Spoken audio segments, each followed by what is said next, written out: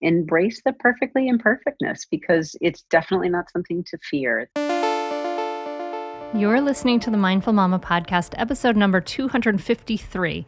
Today, we're talking to Lisa Sugarman on being a perfectly imperfect parent. Welcome to the Mindful Mama podcast, now with over 1 million downloads. Here, it's about becoming a less irritable, more joyful parent. At Mindful Mama, we know that you cannot give what you do not have, and when you have calm and peace within, then you can give it to your children. I'm your host, Hunter Clarke-FIELDS, Mindful Mama Mentor. I help smart, thoughtful parents stay calm so they can have strong, connected relationships with their children. I've been practicing mindfulness for over 20 years. I'm the creator of Mindful Parenting, and I'm the author of Raising Good Humans, a mindful guide to breaking the cycle of reactive parenting and raising kind, confident kids. Welcome back to the podcast, my friend. I hope that you are doing well as we enter the winter season. And I think that this is going to be such an important conversation. And hey, by the way, of course, a great welcome to you if you are new, and a welcome back to my dear listener who you have been coming and listening for a while now. And I love connecting. But anyway, in just a moment, I'm going to be sitting down with Lisa Sugarman. She's a parenting author, a nationally syndicated humor columnist, a radio show host, and the mom of 2 grown daughters. I'm going to be asking her about the stress in our lives and how we are wanting to do well for our children, and, you know, how, like, this whole idea, right, that sometimes the more we push to get it right, the more off course we get. And so this episode is all about giving you permission to have your imperfections. My gosh, I have them for sure. You know, don't ever tell yourself that Hunter doesn't make mistakes, because my goodness, she does, right? And so Lisa reminds us that it's okay to drop the balls sometimes, that we don't have to be perfect, right? You know, you're going to hear how we talk about how we have to actually step back and let our kids fail sometimes. And we're going to talk about how to handle homework at different ages, which I think is so applicable to the remote learning situation. Is such a mess. I don't know about you, but what's happening in my friend group as far as the suboptimalness of remote learning in my friend group is any indication, is a mess out there. Gosh. So we're going to talk about homework. We're also going to talk about this idea that positivity is a conscious choice. We have to choose, we have to practice, right? It's a conscious choice. So let's practice to make that choice together. I think that we can support each other in that. Before we dive into this conversation, I just want to remind you that the Mindful Parenting Teacher Training, I have just a few spots available. I only have about 5 spots for this teacher training. It's the only one that's going to be offered for 2021, and the deadline is December 18th. If you are interested, would like to teach mindful parenting in your local community or become a coach in my mindful parenting program, we'll be looking for coaches from our teacher training program. Check it out. It's at mindfulparentingcourse.com/teach. You can learn all about it there. And you'll see that to apply for a spot, first you'll see a pink button to schedule a call, and we'll get on the phone and see if it's the right fit for you. And if it is, we'll send you a link to fill out that application. So I invite you to check it out. I look forward to working with the next round of teacher trainees. It's so fun to dive into this work deeper with others. It's really powerful. So that's happening. mindfulparentingcourse.com/teach. December 18th is the absolute deadline. The spots may fill before then. So do check it out sooner rather than later. Let's do it, right? Join me at the table as I talk to Lisa Sugarman. Lisa, thank you so much for coming on the Mindful Mama podcast. Oh, it's my pleasure. I'm so happy to be here. Well, I'm glad you're here too. And I love the way you look at things. How to raise perfectly imperfect kids is sort of your latest book that you're talking about. But I love the idea that it's okay that parenting is messy. And so I'm just wondering, kind of like, to start off, obviously you're a parent, you discovered at some point exactly how messy this was. Did you have high ideals and dreams before your kids were born about like how it was going to be, and were they dashed to the rocks like mine were? Oh, yeah. Oh, yeah. I mean, I think that my reality was probably something really, really similar to yours and to any other parent who's apt to listen to this. I mean, there's absolutely no gauging, judging that we can possibly do that would translate into the reality of what it really looks like. And it's like when you are given a new food to try, and you look at it and it looks one way, and you absolutely are convinced it's going to smell and taste a certain way, and it's completely the opposite of what you expect. That's parenthood. And things ooze when they're not supposed to ooze, and they blow up when you absolutely don't expect them to blow up. And it's been a hell of a ride. And I say that in the best, most beautiful possible way, because as much as so much of my time as a mom, and now my oldest is 23 and our youngest is 20, so we've been at it for a while, and being being a parent and experiencing all the things that you just really never expect, even though people are telling you all along what to expect. It's still just been such a beautiful ride. And I think I was very fortunate to kind of learn, I guess, early on, just instinctively, that it was going to be very, very different than we ever expected. And that was a helpful truth for us. And we've just been rolling with it ever since. Yeah. And you talk a lot, and you talk about in your book, you talk about the power of positivity, and I love that, of course, because who doesn't? But Right. It's so interesting because we know that the human mind is primed towards negativity, right? We know that the human mind is primed to like see these human beings and see all the different faults and the flaws and what they did wrong and what I did wrong and what my partner did wrong, and oh my gosh, we're failing. And to really kind of like it's just this is our survival brain is wired for negativity. It's like a Teflon for positivity, right? Is what the neuroscientists say. And it's like Velcro for negativity. So this coming from knowing that coming from this base of understanding the human mind, talk to me a little bit about the power of positivity and how we can start to like shift ourselves from the sort of baseline human reactivity and seeing all the things that are wrong to looking at things more positively. I mean, I think for some, it's an awful lot harder than others. I mean, there are a lot of people in this world, and I'm sure your share, I know my share, who are kind of predisposed to immediately just track to the negative side of things. And I'm, I mean, if you look at the psychology behind that, it's, I don't know, it's just somehow easier sometimes for people to dig into the negativity and to have feelings of anger or despair or fear, or I'm not sure why. It's like that whole rubbernecking philosophy when you're on the highway. Why does everybody have to stop and look at the car accident on the road? It's just we're somehow in some weird way drawn to that thinking.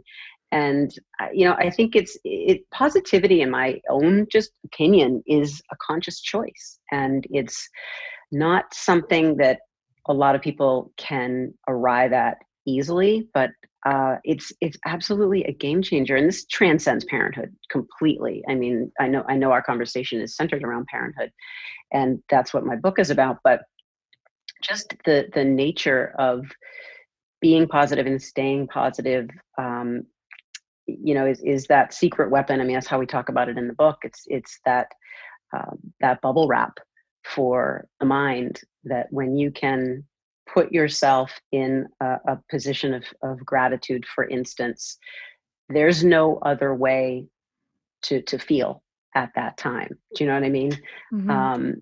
And to be in that space and place does take an awful lot of work. But I mean, at the end of the day, uh, when we can lean into being positive and teaching our kids how to be positive, it's, I don't know, I just feel like it's a very unique kind of armor that we can take with us out into the rest of our lives, into our jobs, into academics, into relationships, and I mean, I think it looks and feels different the way we all arrive there, um, for each of us, but it takes a lot of work, and it's I wish there was one formula that I could say is available, that's universal for everyone to arrive in this place. But uh, I think it's really just a matter of finding what makes you positive in your own life and in your own family unit, for instance, or with your work, and then just actively acting on that, actively reminding yourself about that, actively reinforcing that every single day, and leading with that until it becomes uh, just a way of life, just your inclination. It's like, what I'll do every day before my feet hit the floor. Simple little tricks. My own personal life. I'll get out my eyes open, and the very first thing that I do is think about something I'm grateful for, who I'm grateful for, and that just kind of sets the tone for that positive mindset. And and for me, it works, and I know for a lot of other people, it works. Um, but I think once we can all finally harness the ability to see that positive before we see anything else, um, that's when possibilities are unlimited. So you're talking about cultivating kind of a positive mindset and positive outlook like in ourselves so that we don't get sort of like subsumed by all the difficulties and etc. Kind of just basically like watering those seeds of gratitude, Hmm. watering those seeds of appreciation and joy so that we're not our the garden of our minds and hearts isn't like subsumed by the weeds of all those other things that can really choke it. But do you also mean like trying to sort of catch the positive in our children, trying to appreciate the positive there, like as a way of like helping to shape behavior and parent in general? Yeah, sure. I mean, I think we have to identify and celebrate those things, especially because parenthood is so different for so many of us than we ever expect it to be when we kind of start that journey. And I think it's just such an important quality to flesh out in your kids.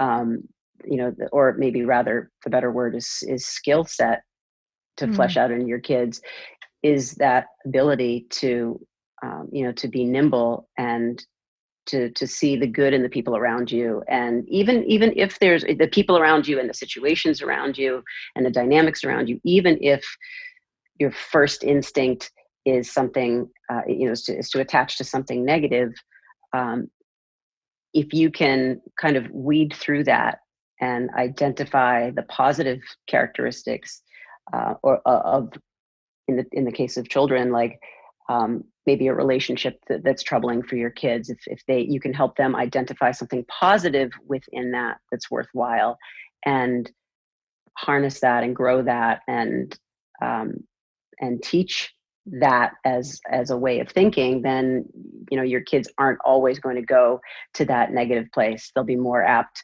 to look beyond that negative place and arrive in that positive and you know more enriching place. Stay tuned for more Mindful Mama podcast right after this break. We are proud to be sponsored by Braddock face masks.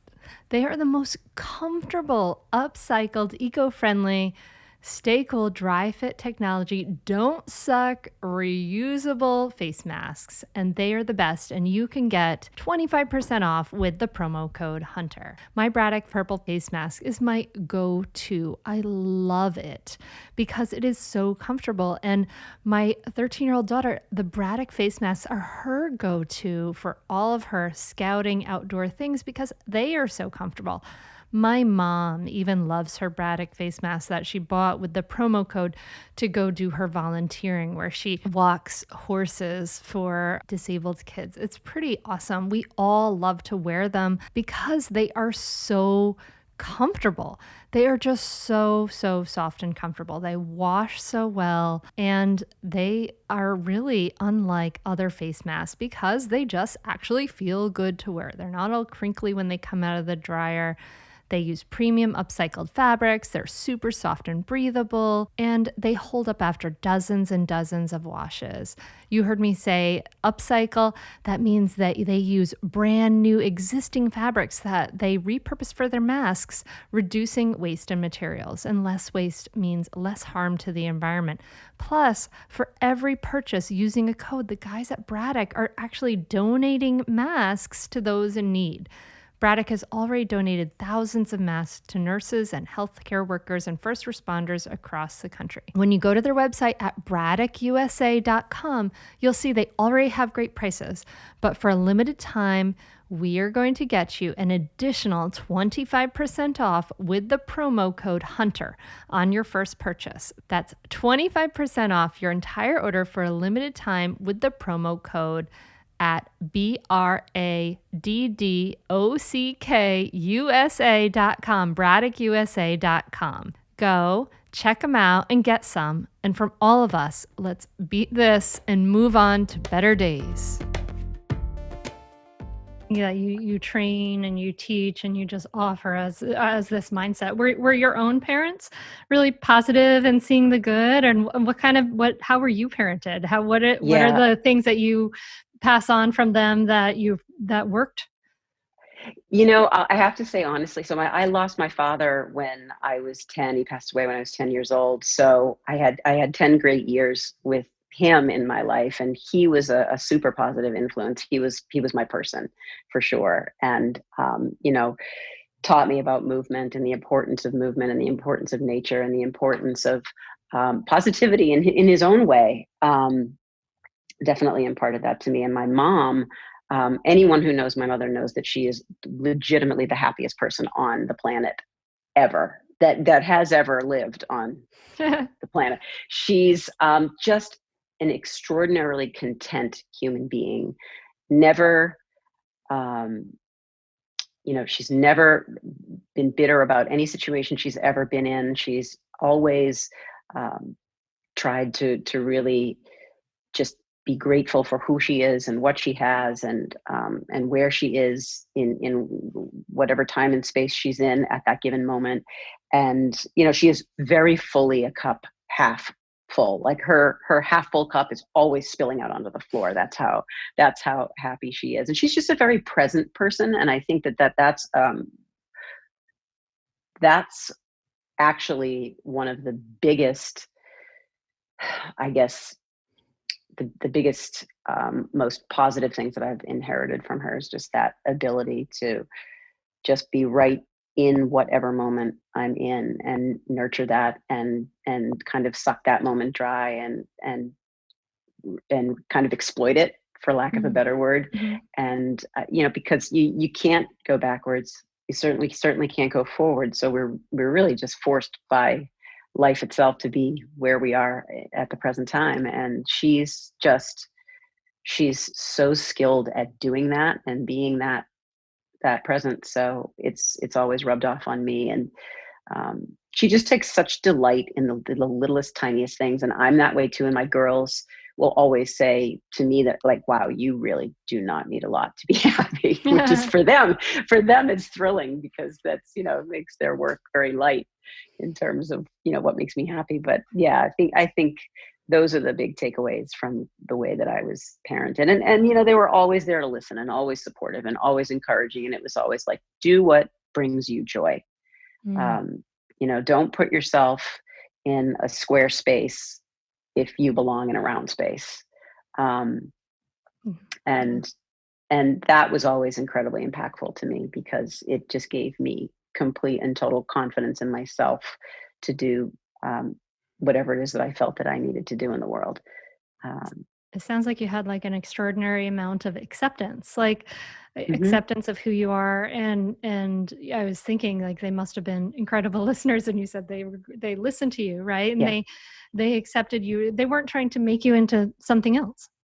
No, not at all. And I was, there were times where I look back now on my own childhood and I think very deeply about, the way that I was with my mother and with my father. And my father was very, very active. I was very active. I was very, very much a tomboy growing up. I wanted to be in the trees and in the mud and on the trails and playing sports.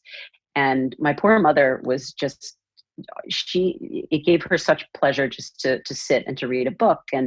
And she always wished that I would be the kind of a kid that would curl up with her on the couch and read a book. I wanted nothing whatsoever to do with that. So I was very drawn to just my dad's energy and how he was as a human being. And so when he passed away very suddenly, my mom and I were kind of there together and had to really just almost not even reinvent a relationship. We had to kind of develop a relationship because it was like typical, I was 10 years old when he passed away. So it was typical like tween angst and, no, I don't want to wear the dress. No, I don't want to read the books. No, I don't want to join the library's book club because I don't like to sit and read. And so, but as time went on, she just gave me the bandwidth to, do your thing. If those things make you happy, do those things. And she really just empowered me to, to be able to kind of explore whatever paths made sense to me and felt right to me. So, and we've tried to do that, with our own girls in that very same way. And, so far so good. They're diametrically opposite as human beings, but both have such, beautiful souls and they're super family oriented and hardworking and loving and caring and all those things. So, I think whatever I took away from my parents and gave to my own kids is, I hope it's working. It sounds like you had some good seeds, it sounds like you kind of come by it naturally, this idea of like accepting who they are, not trying to, not pushing like the sort of like achievement agenda, which I know that like you live in around Boston and some areas where there's some people with like a huge achievement agenda going on. Yeah. Like, yeah, I know that's a whole other podcast. That's a whole other conversation. We have a chapter in the book about like, don't get caught up in the comparison trap. And for that alone. And I mean, we live, you and I were talking before you started recording about, where we're both from and where I live. And I live in a very, very affluent harbor town with, multiple, multiple yacht clubs and, an awful lot of old money.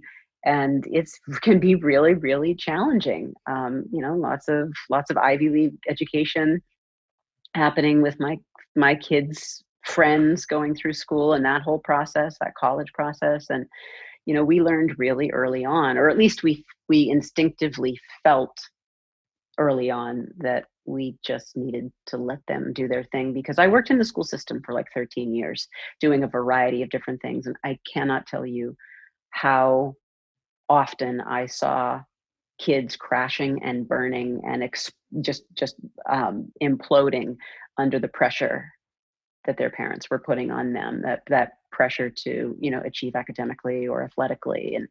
And even down to who they were spending their time with, and really kind of cherry picking what they believed to be all those right seeds.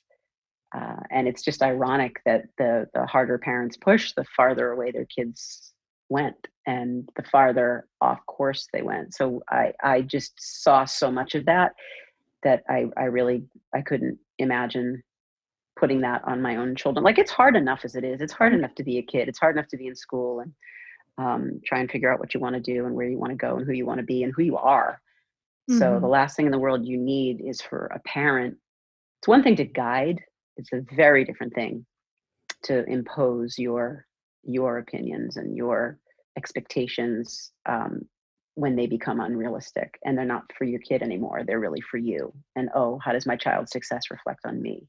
There's a lot of that. I saw too much of it, so we didn't want anything to do with that.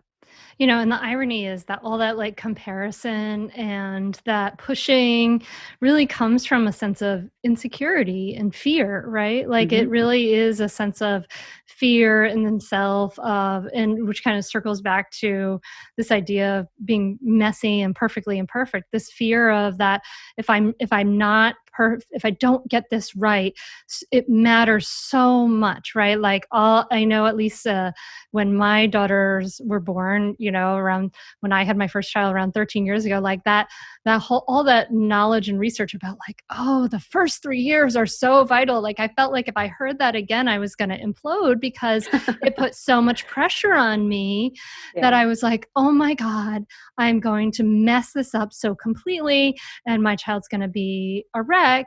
And it's funny because there's kind of like a fine line there, right? Like there's a grain of truth into some of that. Like there are some things like we can push too much and our kids could be a wreck. We can,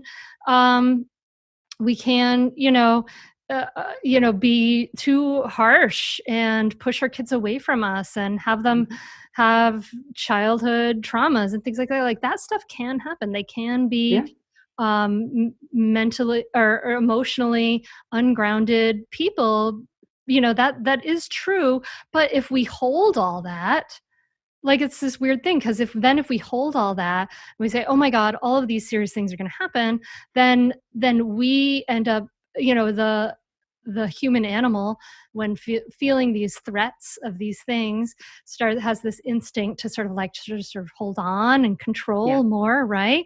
And so then we end up sort of ironically going further down that path. And so it's really hard to walk that fine line between like understanding, it matters, and B, like it's you have to like be able to let go and soften and release in order for your kids to have that emotional equilibrium like that you want, right? And it really starts with you. It starts with you doing the work in yourself to let go and release. So it's like a crazy, there's like an irony there, because there really is a middle path that you have to walk between these things. Stay tuned for more Mindful Mama podcast right after this break. If you really care about your wellness and you're tired of cooking from home and all the meals you're making from home, I cannot recommend Sakara enough. They have the most beautiful salads. It's like your most high-end crunchy friend has made you the most beautiful salad with 30 different ingredients that are superfoods that make you feel amazing, but it also tastes good too. One of their salads even had an edible flower in it, making it so beautiful. Well, Sakura is a nutrition and wellness company, and Sakura's founders, when they became pregnant at the same time, they even found prenatal supplements that really met their high standards for purity and potency. They made it. Sakura is a nutrition company that focuses on overall wellness, starting with what you put in your body. Their menu of organic, chef-curated meals create a foundation of nutrition, and they have programs for any stage of life to restore digestive harmony and regulate cravings. Along with their meal, they also have powerful supplements like their prenatal, which is a daily supplement pack containing algae omega, superfood multi, super greens, probiotic, choline, and macro minerals designed to support your entire pregnancy journey. And they provide all the clean essentials that your body needs, from folate to calcium and many, many more. And they're plant-based, vegan-friendly, and bioavailable. Sakara has received rave reviews from Vogue, Goop, the New York Times, and many more. And you can support your health with Sakara's meal delivery and prenatal vitamins and get the nutrients you and your baby need. And right now, Sakara is offering our listeners 20% off their first order of prenatal when they go to sakara.com/hunter or enter the code HUNTER at the checkout. That's Sakara, Lawnmower.com/hunter to get 20% off your first order. You will feel amazing. Yeah, that's, it's a lot like the work-life balance in the way that, we have to find that middle ground to be able to sustain both of those things without sacrificing bits on either side. And parenting is the same way. I mean, we talk a ton in the book about helicopter parenting and bulldozer parenting and lawnmower parenting, and that speaks exactly to I haven't what you're heard talking about. lawnmower before, so enlighten me on what lawnmower is. Okay, so helicopter parenting was really that first phrase that was coined, and that really just speaks to parents who are, of course, hovering over their kids and micromanaging them, and really just dialed into every little movement that their kids are making. A bulldozer parent and a lawnmower parent are very similar in that when you think about a lawnmower mowing a clear path, that's what that refers to. So that it refers to you as a parent. If that's your parenting style, you're just out in front of your child and you're mowing down anything and everything that could be considered any kind of an obstacle to them or a challenge to them or a hurdle to them. And what that does is, we think we're making things easier for them. And as a parent, we're all of us are hardwired, I think, on some level, to some degree, to try and make life easier for our kids. Sure. What we're doing by making sure that the road is so smooth that there is nothing to trip on. They don't know what to do when they trip. They don't know what to do when they fall. They don't know what to do if we're out there ensuring that there are no challenges and obstacles. Then they are completely ill prepared when there are some, when they don't make the team, or they do flunk the test, or they have a conflict with a friend, or they don't get into the college of their choice, or the group or the club. Whatever it is, they don't know how to navigate through that sense of loss. And so that's something that not all of us can be cognizant of every minute of the day when we're parenting.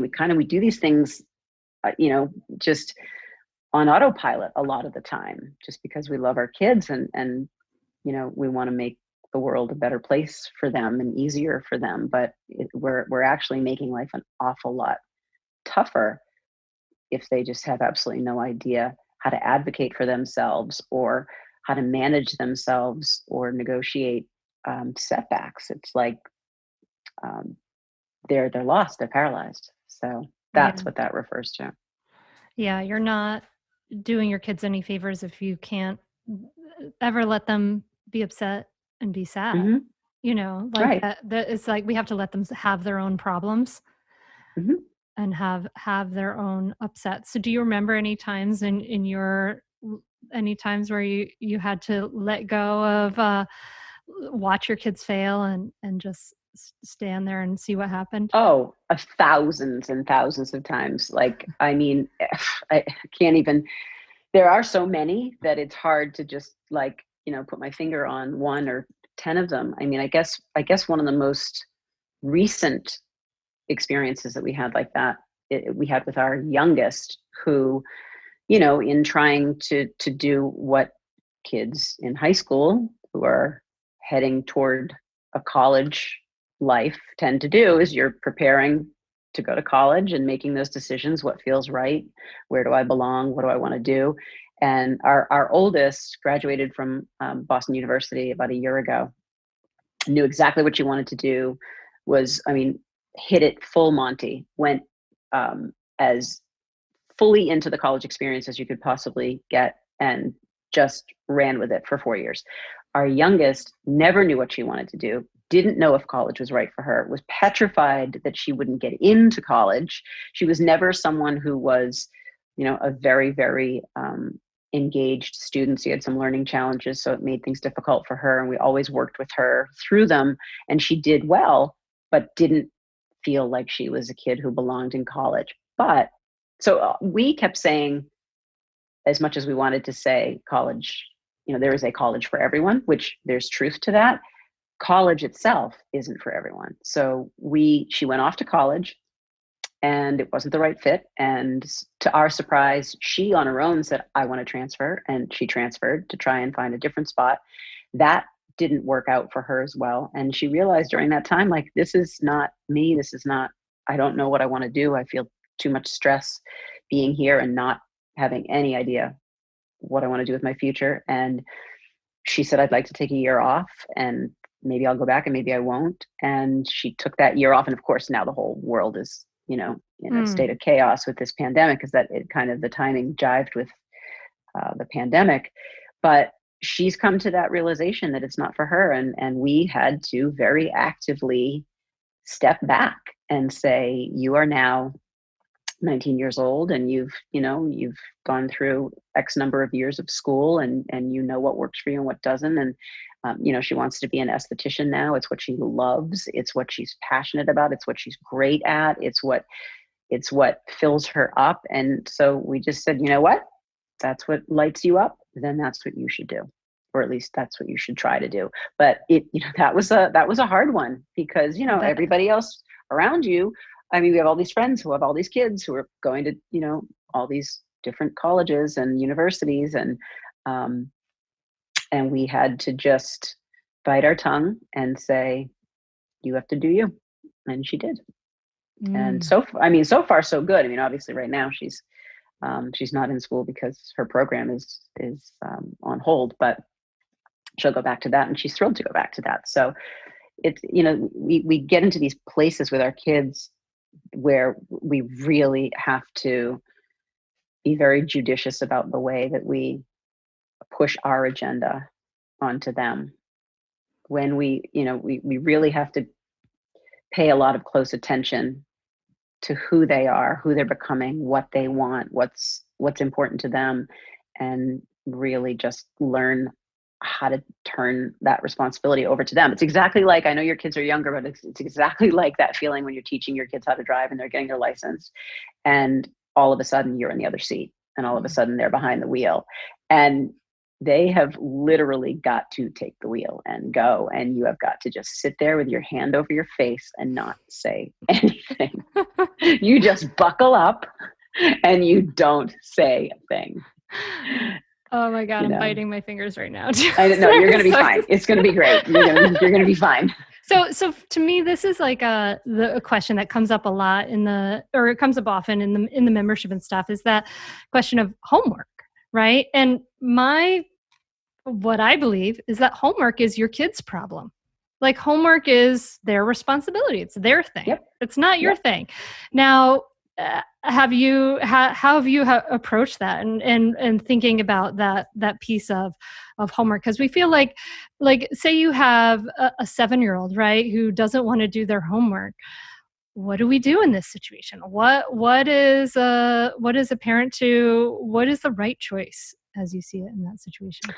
It's funny that you ask that specific question, because when I think about my 2 daughters, and I think back to what I just said a few minutes ago about how completely different they are as human beings, that difference extended right straight through to how they were in school, and the kind of students they were. And obviously, no 2 kids are the same. Everybody learns in a different way.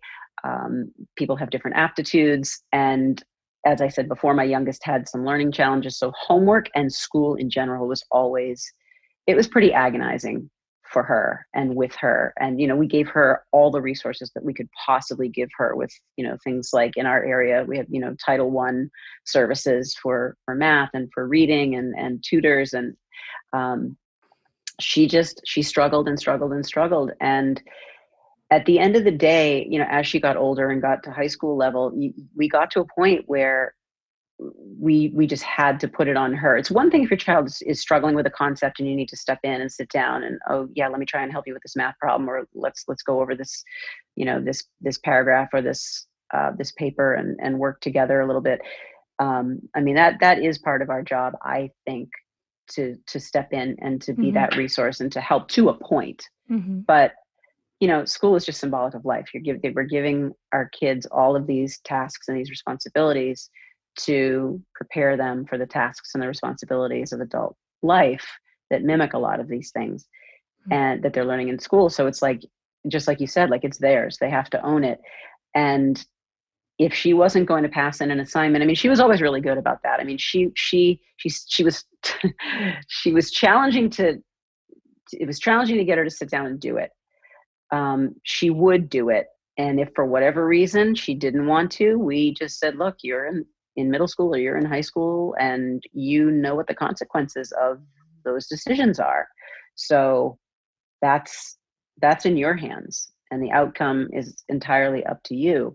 And we made that really clear. And there were some times she dropped some balls here and there for sure, and realized that the consequences were not worth it, and rallied and figured out a way to navigate through whatever work was challenging for her. But I mean, I just really believe that kids need to own all of their stuff as much as they possibly can, because having us sit with them and build the diorama for them does nothing for them. Having us write the paper, having us, have the conversation with the coach about their behavior or their participation does nothing for them, does nothing to prepare them for what comes after all of it when they're out on their own and we're not there.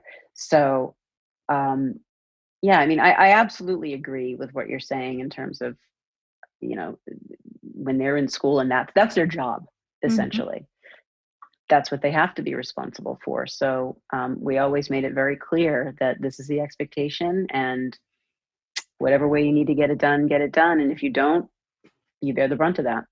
It's hard though. It's really hard to sit back and watch those consequences happen, because our brains go a million miles ahead. Like, oh, if my child chooses to not do this homework for this month or whatever, they're going to fail their grade. They're going to be a juvenile delinquent. They're going to be, out on the street, right? Like that's where our brains go.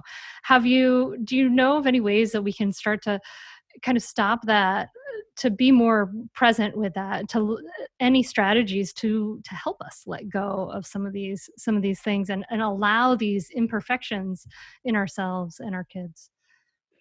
I think that one of the things that has helped me the most, and I know it's helped a lot of other people out there that I know kind of practice this philosophy, is we just have to remember that our kids are the ones that, they want all this responsibility. They want to be in charge. They want to be in control.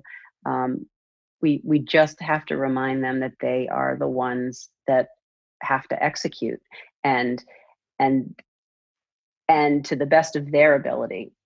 And what we have to remind ourselves as parents is that the way they execute and the way they carry out their own responsibilities, we internalize it and think it's a direct reflection of us. Like if my kid didn't make the team, it's because I didn't practice with them enough. If my kid didn't get a good grade, or my kid isn't in honors classes, or my kid isn't in AP classes, then I have somehow dropped that ball as a parent. Or they don't get into the Ivy League school, well, that's on me. That's, I think, the biggest tip that I would say, and this goes back to what we talked about a little bit ago and touched on, just the notion of comparing yourself to other parents and other kids. I think that one of the best things that we can do is stop assuming that every single thing that your child is doing is a direct reflection of us in if it doesn't work out well, that it reflects on us negatively. It's just life. That's just life. And they're going to nail some things and they're going to screw some things up. And the irony about the things that they screw up is that some of the best life lessons are on the other side of the screw up. I mean, we all want so desperately for everything to work out for our kids, everything to work out for ourselves, and everything to be, kind of wrapped up in a nice, neat little bow. And we obviously, nobody likes conflict or stress, but, and everybody loves the win, but there's a lot to be learned from the losses, and we shouldn't be afraid to experience those. I guess it's all tied into the same tip, but we have to accept that it's not always going to work out the way they plan or the way we plan. And we just have to be willing to kind of dig into those moments, understand why they didn't work out, understand why they didn't become what we wanted them to become, and kind of deconstruct them and say, okay, well, what can we learn? Where can we go from here? How can we avoid having that happen? If they tank a test, well, how can we do it better? What do you need? What resources did you not have that you could have benefited from? Things like that. I don't think that we should be as fearful as a culture. I don't think we should be as fearful of the bad moments and the upsetting moments and the losses, because there's a lot of truth within them. Stay tuned for more Mindful Mama podcast right after this break. Parents who homeschool or want to homeschool, are you overwhelmed with all the work and responsibilities on your shoulders right now? And for the parents with kids in school, have you avoided the need to pull your student out of public school system because it just seems too daunting to homeschool them yourself? Well, Homeschool Magnet is for parents just like you. Homeschool Magnet supports homeschooling families by providing students with instruction from world-class credentialed teachers in a remote classroom with their peers. Parents choose the best teachers for each student based on values and teaching approach to ensure every child is receiving exactly the education they desire. This puts you, the parent, in full control of your child's education without the daily responsibilities of lesson planning, pre-learning, teaching, tutoring, and grading. Each student will receive instruction in the 4 core subject areas of math, English language arts, science, and social studies. Parents ultimately have the freedom to involve their student in as much or as little learning as they prefer based on each student's learning goals. Other online schools exist, but Homeschool Magnet is unique. Even though Homeschool Magnet includes a robust online learning environment, each student works from real physical learning materials guided by video instruction from their teachers. This approach is similar to most remote college learning formats and will help prepare students for secondary school. Every student has daily access to their teachers who know their learning needs and can help with instruction and tutoring. Homeschool Magnet even gives your students the opportunity to join group video tutoring calls and homeroom-style group video calls for fun and socialization with friends. With Homeschool Magnet, you get the freedom and control of homeschooling without the burden. Homeschool Magnet is only a fraction of the cost of private schools, and the 30-day money-back guarantee upon enrollment means this choice is totally risk-free. Plus, enrollment and tuition are on a per-semester basis, so you're only committing for a short period of time, giving you even more flexibility to control and shape your child's education. To learn more about Homeschool Magnet's student experience, go to homeschoolmagnet.com and join the growing waitlist. That's homeschoolmagnet.com. I couldn't agree more. I think that as a culture, we're really focused on comfort and pleasure. We're always grasping towards what's pleasant and pushing away what's unpleasant. And we just don't want to deal with what's unpleasant. And we're fearful of what's unpleasant. And so I'm thinking about that. And I completely agree. There's the best life lessons are on the other side of a screw up. Amen. Right. Yes. I mean, that's the way we learn the strongest lessons. I mean, that's the way everything that I do in this podcast and the book and the course, it all comes from the other side of me screaming at my kid and scaring the bejesus out of her, so that the other things, these come on the other side of a screw up. So knowing in your heart of heart, Lisa, that that you don't want to fear the unpleasant, that you don't want to like avoid things that are scary and unpleasant. How do you personally like ground yourself to be able to deal with it? Maybe, and how do you do it now? And how did you do it when your kids were younger?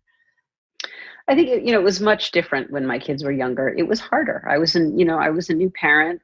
Look at you. Do you know the same things or believe the same things or see things in the same way now with your kids that you did 10 years ago? No way, Jose. No, right, exactly. So, and I was no different. I didn't know what the hell I was doing. I just had this goal of trying to make, what the over under, I wanted to make more better decisions than crappy decisions. And, you hope for that.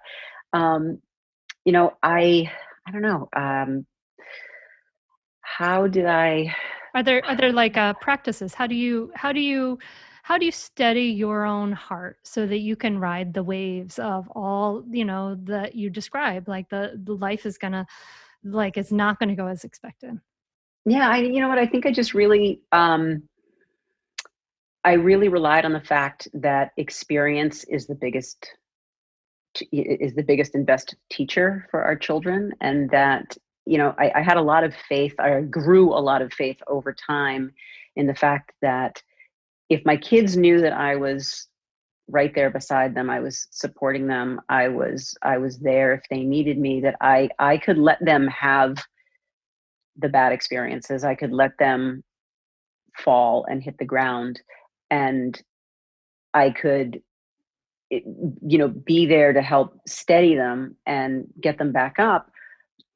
But I had to just learn how to step back. And that was really what I think the biggest takeaway for me as I've grown older. And of course, as they've grown older, and this is just the nature of, your kids getting more and more independent and self-sufficient and going off on their own and doing their own thing and having jobs and having lives that don't always include us, which is something that's, that's for me. I have one who's, who lives in Boston now. She doesn't live under our roof anymore. My youngest is still here, dying to get out. But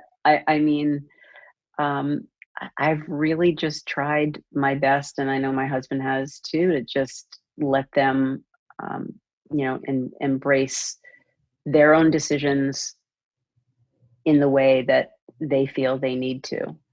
And kind of, we all deal with the consequences, whether they're good consequences or bad consequences, on the other side, and know that there's always room to make a different decision later on. Like, we've really relied on that. Like, what's the worst thing that happens when you make a really terrible decision?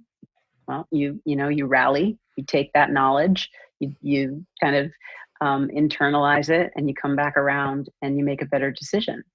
And I think what I was asking was like thinking about your own, you, Lisa, as a person, like your own heart and mind, like what practices or, do you do that? You wake up in the morning, you say, thank you. What else is that all that you need to help to steady yourself? Oh God, no. There's a lot of meditation involved. there's, I have my own, my own routines. I mean, we all have our own daily practices and routines, and, it definitely starts with gratitude. It starts, it continues on with movement. It continues on, to doing things like journaling and writing down my intentions every day. Things that are important to me, the things that I want to either accomplish or stay cognizant of every day. And I've taught my kids, or tried to teach my daughters to do the same. Many of those same types of practices they are now taking into their own lives, which I really appreciate. I mean, that's for me, those are the things that really ground me. It's especially fitness. I would most definitely be lost without that. Me too. I call it, I have to get my yayas out. Yeah, your yayas out. That's great. Daily have to get my yayas out. Yeah. So, and you're a meditator. I am. Yeah. Yeah. What kind of practice do you do? I actually had, believe it or not, I have, in the past 6 months, especially, leaned into an app. Like, the whole world is leaning into all their apps nowadays. And there's one that I found, because I was traveling quite a bit, especially when our book came out last year. I was traveling quite a bit and practicing meditation and practicing yoga. It's not always easy to hop into a class and while you're on the road trying to fit that into your schedule. So I would always have a travel yoga mat and would use this app every day that would allow me to get in a quick flow and have a guided meditation, a 5 minute, a 10 minute, 20 minute, whatever I had the ability to fit in. Mm-hmm. And I've used that pretty faithfully for years, but just recently in the course of this whole pandemic, I've really kind of picked my meditation practice back up again. I've always been very consistent with my yoga practice, but I've found that the one of the things that's really, really helped to create a sense of balance for me is to be able to just spend a little bit of time in my own head, quietly, kind of, it's one of the first things that I do in the morning before the sun comes up. I'm a really, really, really early riser. So I love that time before the rest of the world is moving and active. And before anyone needs anything from me, I make sure that I'm getting what I need for myself before I'm in a position of having to give the rest of my family or the other people in my life what they need. And so that time, whether it is only 5 or 10 minutes, of just being calm and being quiet and being present, and kind of allowing those thoughts to just filter in and filter out and see what's cluttering my mind. It's a great litmus test for recognizing what's really on your mind, because those are the big thoughts that keep creeping back into your quiet space. And that's kind of a way for me to siphon out, what's really on my mind, or something I have to really work through. So it's a great exercise in clarity for me that I just love. And I've been doing an awful lot of it the last 6 months. Mm-hmm. Yeah. For me, my meditation practice during the last 6 months, which we are recording this in COVID pandemic 2020. So dear listener, if you're in the future and you're like, what are they talking about? Yeah, for me, my meditation, I've relied a lot more in the last 6 months on guided meditations, like just Yeah, the me too. idea that to have that support and scaffolding that has been really helpful. I think probably in a time when we just feel less, we have less contact in general. So yeah, that makes a lot of sense. Well, Lisa, I love talking to you about your book, How to Raise Perfectly Imperfect Kids. You are walking the walk. There were other things, of course, that I would love to chat about, but thinking about, you know, any final words of advice for somebody who's earlier on in this journey, and anything you want to leave the listener with? Yeah, I mean, I would honestly say just learn to let go. Learn to let go of the preconceptions that you have. If you're a new parent, just expect that there are going to be things that are going to derail you. They're going to derail your kids, and don't be afraid of those things. Lean into those things. Work together through those things, because more often than not, it's the things that don't go the way that we want that ultimately kind of bring us to a better place, because we didn't expect what was on the other side, because we had such a strong perception of what a situation was supposed to be, that you can't, sometimes you just can't think of any other possibilities until all of a sudden everything goes upside down and you end up in a completely different place, and it's a better place. So I would say just kind of, embrace the perfectly imperfectness, because it's definitely not something to fear. It's something to really dive into. Yay. This has been such a pleasure to talk to you. Lisa, where can people find out about more about you and your work and your books and your columns? They can always find me at lisasugarman.com. That's my website. That's where you can find out anything about my books, my radio show, Life Unfiltered, and my column as well. It is what it is. And you can find me at Lisa_Sugarman on Instagram. You can find me at the Lisa Sugarman on Facebook. Awesome. Thank you. Thank you for your time. It's been a Oh, you're pleasure. welcome. Thank you for being this voice of acceptance and awareness in the world. It's a great voice to have out there.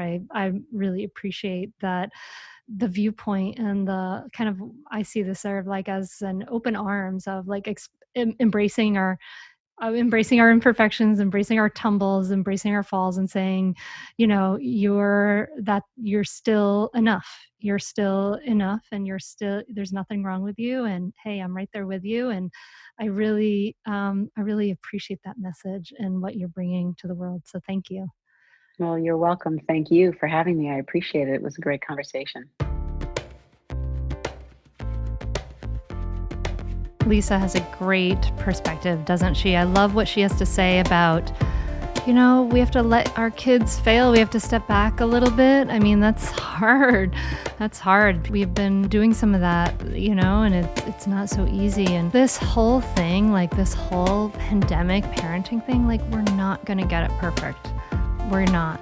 We're all going to remember this and maybe have scars and maybe be more resilient from this, like both ourselves and our kids. And yeah, this is hard. Please don't be hard on yourself for not getting every single thing right, because you're not going to. I'm not going to, but we can bring ourselves to a place of love, a place of peace. We can choose positivity again and again and again, begin anew again and again and again.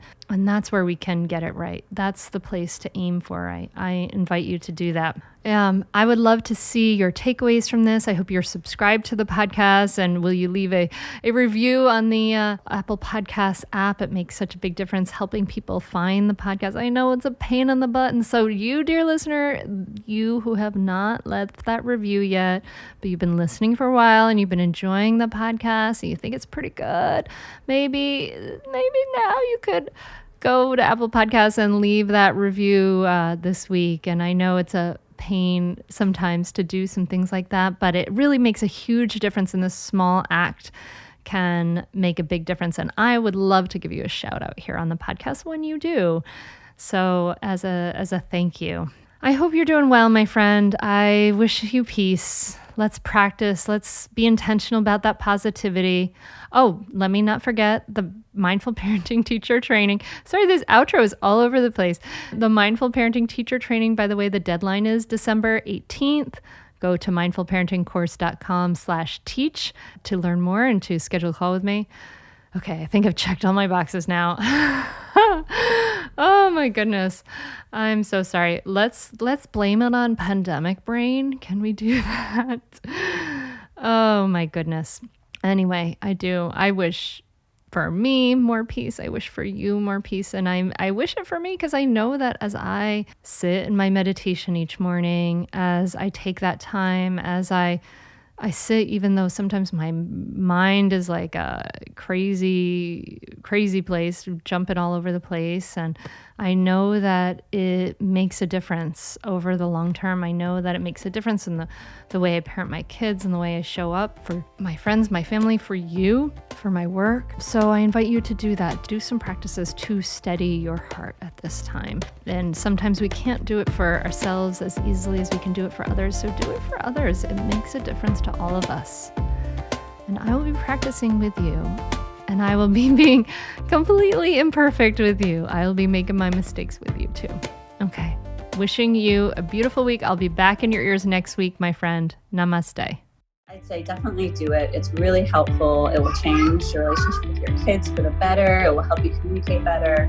And I'd say communicate better as a person, as a wife, as a spouse. It's been really a positive influence in our lives. So definitely do it. I'd say definitely do it. It's so worth it. The money really is inconsequential when you get so much benefit from being a better parent to your children and feeling like you're connecting more with them and not feeling like you're yelling all the time or you're like, why isn't things working? I would say definitely do it. It's so worth it. It'll change you. No matter what age someone's child is, it's a great opportunity for personal growth and it's a great investment in someone's family. I'm very thankful I had this. You can continue in your old habits that aren't working, or you can learn some new tools and gain some perspective to shift everything in your parenting. Are you frustrated by parenting? Do you listen to the experts and try all the tips and strategies, but you're just not seeing the results that you want? Or are you lost as to where to start? Does it all seem so overwhelming with too much to learn? Are you yearning for a community of people who get it, who also don't want to threaten and punish to create cooperation? Hi, I'm Hunter Clarke-Fields, and if you answered yes to any of these questions, I want you to seriously consider the Mindful Parenting membership. You'll be joining hundreds of members who have discovered the path of mindful parenting and now have confidence and clarity in their parenting. This isn't just another parenting class. This is an opportunity to really discover your unique, lasting relationship, not only with your children, but with yourself. It will translate into lasting, connected relationships, not only with your children, but your partner too. Let me change your life. Go to mindfulparentingcourse.com to add your name to the waitlist, so you will be the first to be notified when I open the membership for enrollment. I look forward to seeing you on the inside. mindfulparentingcourse.com.